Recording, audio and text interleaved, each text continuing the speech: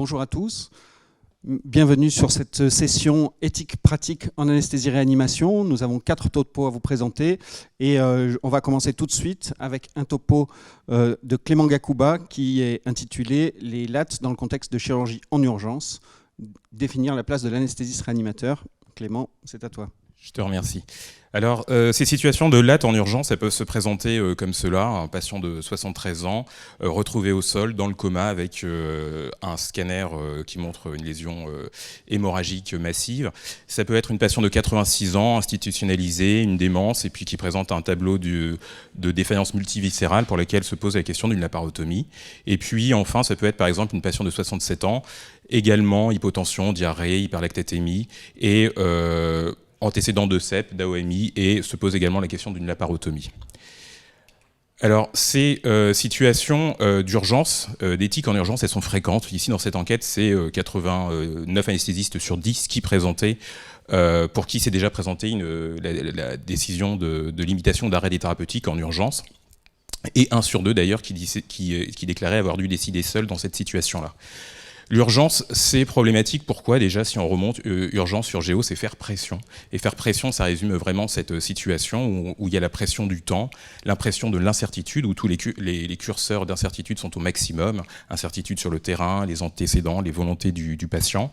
Ça peut être une situation également qui est vécue comme conflictuelle, où l'anesthésiste réanimateur se trouve confronté à un opérateur, à une famille, et puis il est interpellé par différentes problématiques dans le même temps. Il est face à des flux de patients, d'autres opérateurs. Et donc tout ceci constitue une charge cognitive qui est peu propice à la résolution de dilemmes.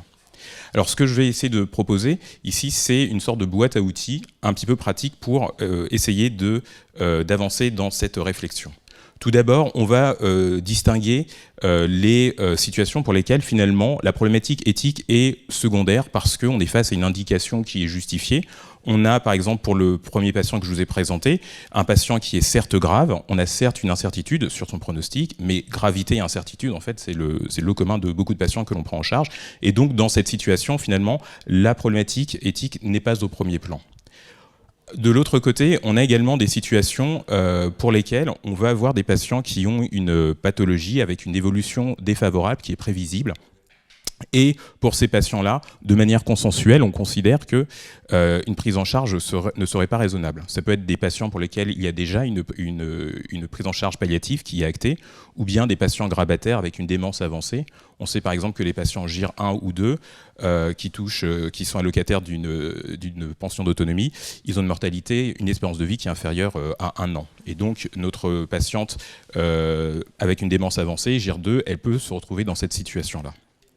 Alors une fois qu'on a fait entre guillemets le tri entre les situations qui finalement peuvent se régler de manière assez simple, il reste les autres patients, par exemple cette patiente de 67 ans pour lesquels on a cette notion de CEP dans le dossier et qui présente un tableau d'une gravité clinique extrême.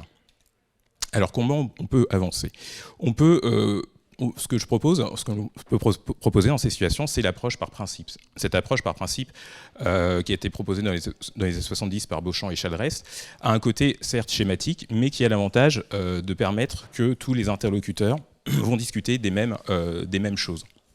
Dans cette approche par principe, on va réfléchir sur le fait que notre prise en charge médicale repose sur 4 piliers, que sont l'autonomie, on va y revenir, la bienfaisance, comment agir pour le bien d'un patient, la non-malfaisance, ne pas nuire au patient. Donc, par exemple, ce serait ne pas lui imposer une prise en charge invasive inutilement. Et puis la justice distributive, par exemple, est-ce qu'il est légitime de, entre guillemets, vider la banque du sang pour un patient dont la pathologie causale n'est pas traitée ? Ce principe d'autonomie, qui vient du grec, autonomie, donc c'est la capacité à se gouverner soi-même, c'est un principe qui a pris de plus en plus de place dans la réflexion éthique des patients depuis les années 70 jusqu'à nos jours, et notamment via la loi relative aux droits des malades. Cette autonomie va nous conduire, le respect de cette autonomie va nous conduire à rechercher les volontés du patient. Donc tout bêtement, on va demander au patient ce qu'il souhaite et l'informer, expliquer, recueillir ses souhaits et ses volontés. Malheureusement, dans un certain nombre de cas, le patient n'est pas en capacité de s'exprimer et dans ce cas-là, on va se tourner vers les directives anticipées, la personne de confiance ou bien les proches. Les directives anticipées, leur place a été consacrée donc dans les lois Leonetti et Claes-Leonetti. Il s'agit donc d'un document écrit sur lequel les patients font connaître leurs souhaits sur leur fin de vie s'ils étaient en situation d'incapacité de s'exprimer. Dans le contexte d'urgence, il est important de noter que il est légitime de déroger à ces directives anticipées dans le contexte d'urgence et si elles paraissent manifestement inappropriées en passant par une procédure collégiale. La personne de confiance, également une place qui est précisée dans la loi depuis 2002, puis réaffirmée dans les lois Leonetti et Claes-Leonetti. Cette personne de confiance rend compte de la volonté de la personne et, sauf urgence ou impossibilité, son avis prévaut sur les autres avis sur les décisions d'investigation ou d'intervention. Alors, personne de confiance, en 2022, où en est-on ?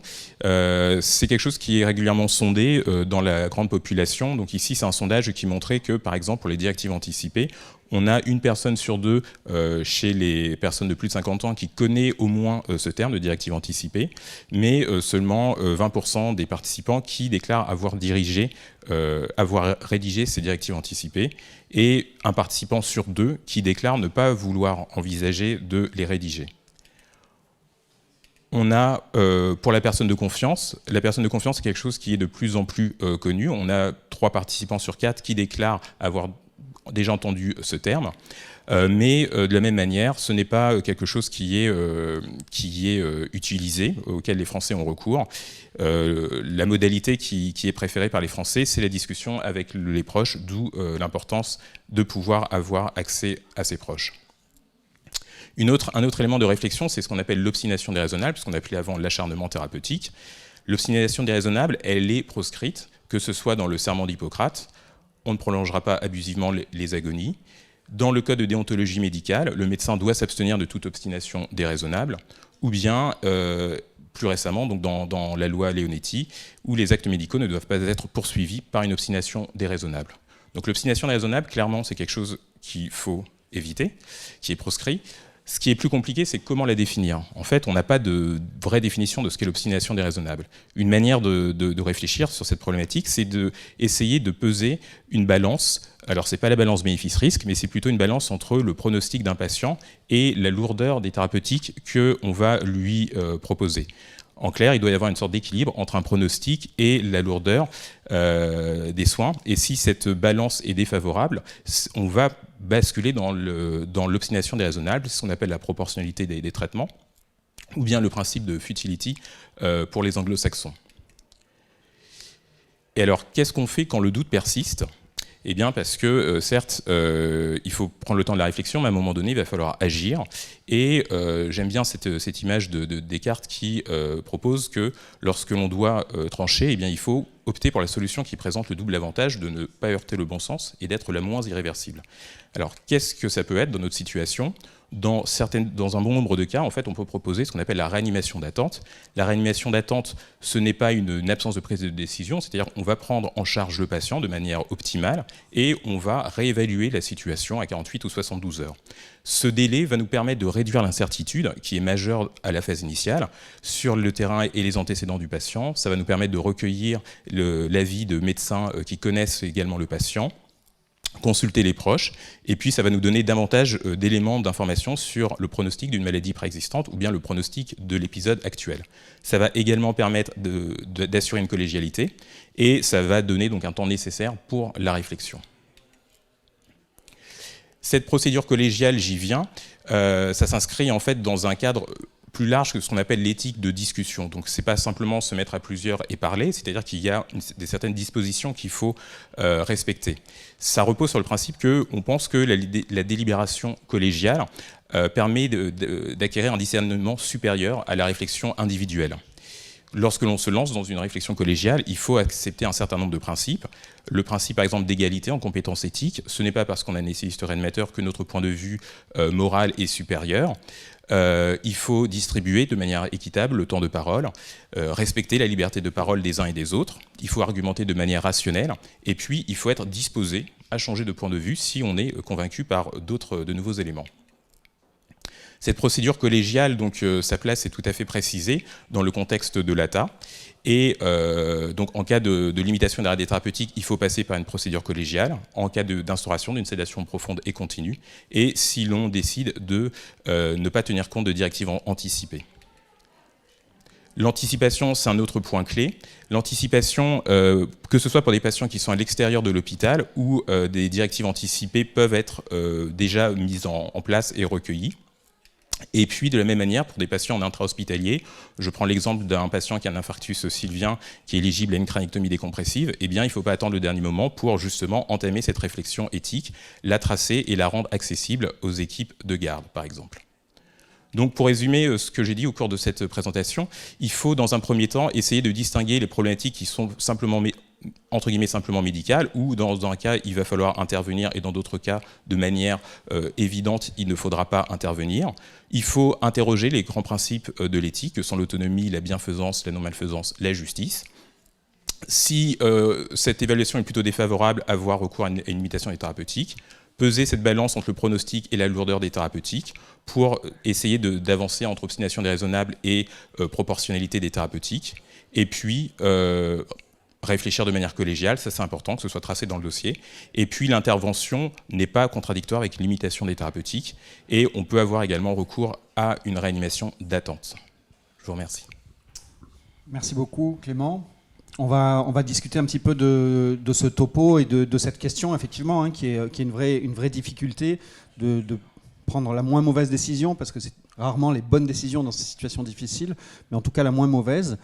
Comment faire face à cette urgence? Et la première question qu'on pourrait poser, c'est comment assurer la collégialité? Tu nous as bien parlé de la procédure collégiale et qu'on connaît bien maintenant dans les services de réanimation, mais c'est vrai qu'à 3h du matin, dans un service d'urgence, avec en face de nous, des fois pas en face de nous, au téléphone, un chirurgien qui prend une décision, on est dans des situations où on a beaucoup de mal. Quel conseil on pourrait donner pour garantir cette collégialité, ou un minimum de collégialité, peut-être pas complètement, comme on l'a fait dans les services de réanimation? Alors c'est ce qu'on voit, c'est avec l'enquête que je montrais où un anesthésiste sur deux déclarait avoir fait des LATA en situation isolée. Donc c'est une vraie problématique. Et peut-être aussi ce qu'il faut, c'est, quand on parle de collégialité, ça inclut tous les soignants, que ce soit les médecins et les paramédicaux, parce qu'en fait on n'est jamais non plus isolé. Il y a évidemment l'opérateur, qu'il soit chirurgien ou interventionnaliste, qui est présent. Et puis dans la collégialité, on peut également faire entrer un médecin extérieur avec un avis téléphonique. Et donc il faut chercher cette collégialité, et quand on creuse bien, on peut quand même l'atteindre, parce qu'on n'est jamais tout seul isolé avec un patient face à nous. Merci. Une autre question qui se pose, et en particulier en préhospitalier, pour les patients justement qui peut-être ne devraient pas venir aux urgences, ou qu'en tout cas il y a une démarche qui ait été anticipée. C'est sans doute quelque chose de très important pour éviter l'obstination déraisonnable au moment, dans les périodes qui précèdent tout de suite la fin de vie. La question se pose de savoir combien de temps avant on peut préparer ça. Est-ce qu'on peut prendre des décisions très en amont et de dire cette personne-là, on ne l'emmènera pas aux urgences, ou on ne la mettra pas en anesthésie dans un service de réanimation, ou on ne l'opérera pas de telle ou telle dans telle ou telle situation. Est-ce que ça peut être préparé très en amont, ou bien est-ce qu'il faut de toute façon réévaluer la situation, de toute façon faire appel aux personnes qui sont susceptibles de pouvoir opérer, de pouvoir réanimer? Alors effectivement, ça peut être préparé très en amont, mais il faut quand même réévaluer à chaque moment la situation et la pertinence ou pas, parce que dans certains cas, si le problème peut être réglé entre guillemets avec des petits moyens, et c'est ce que je parlais de principe de proportionnalité, eh bien c'est pas parce que certaines limitations ont été posées qu'on ne peut pas non plus exclure de toute possibilité de prise en charge. Et en fait, je pense que le mot-clé dans cette situation, c'est réévaluer la situation en tout cas. Oui, Gérard. Tu nous as proposé une boîte à outils pour l'anesthésiste réanimateur. Souvent dans l'urgence, il y a un deuxième joueur qui est le chirurgien. Et il n'est pas exceptionnel que le chirurgien ait un avis opposé au nôtre, dans un sens ou dans l'autre d'ailleurs. Est-ce que tu as des pistes pour faciliter la résolution du conflit éventuel ? Alors effectivement, c'est une problématique qui ressort sur les travaux de ce type-là, où c'est une situation qui peut être vécue de manière conflictuelle. Ce qu'il faut, et je pense que c'est pas spécifique à cette situation, c'est un peu propre à toutes les situations de conflit, c'est essayer de reposer le problème, sortir d'une situation où en fait on est sur une sorte de guerre de position et chacun va tenir sa position coûte que coûte et ne pas lâcher, pour plutôt mettre le patient au centre de la réflexion et essayer de cheminer. Et c'est un petit peu ce qui est expliqué dans l'approche collégiale, où il faut avoir une démarche sincère, où on est disposé à écouter l'autre et nous-mêmes, soi-même, disposés à changer d'avis parce que notre point de vue ne prévaut pas non plus par définition. Ce sont des grands principes. Après, effectivement, le challenge, c'est de le mettre en place. Eh ben, merci beaucoup pour cette présentation.